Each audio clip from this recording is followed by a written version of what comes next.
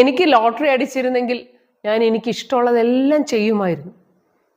If I won the lottery I would do anything I wanted.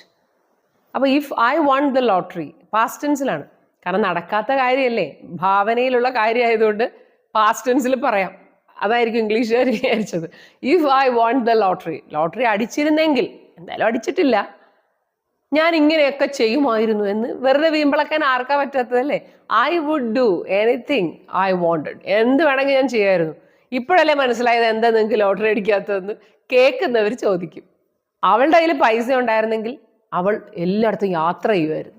If she had the money, past tense had the money, പൈസ ഉണ്ടായിരുന്നെങ്കിൽ, she would do some travelling, അവൾ കുറച്ച് യാത്ര ചെയ്തേനെ അല്ലെങ്കിൽ ചെയ്യുമായിരുന്നു. അവർക്ക് സമയം ഉണ്ടായിരുന്നെങ്കിൽ അവർ പാചകം ചെയ്തേനെ എന്നെങ്ങനെ പറയും? If they had the time they would do some cooking. Chance കിട്ടിയിരുന്നെങ്കിൽ വീണ്ടും അതെല്ലാം ഒന്നും കൂടെ നന്നായി ചെയ്യാമായിരുന്നു എന്ന് നമ്മൾ പറയില്ലേ. If he had the chance he would do it all over again. ഞങ്ങളുടെ കയ്യിൽ അതിനുള്ള റിസോഴ്സസ് ഉണ്ടായിരുന്നെങ്കിൽ ഞങ്ങൾ കൂടുതൽ സഹായം ചെയ്യുമായിരുന്നു. If we had the resources we would do more to help.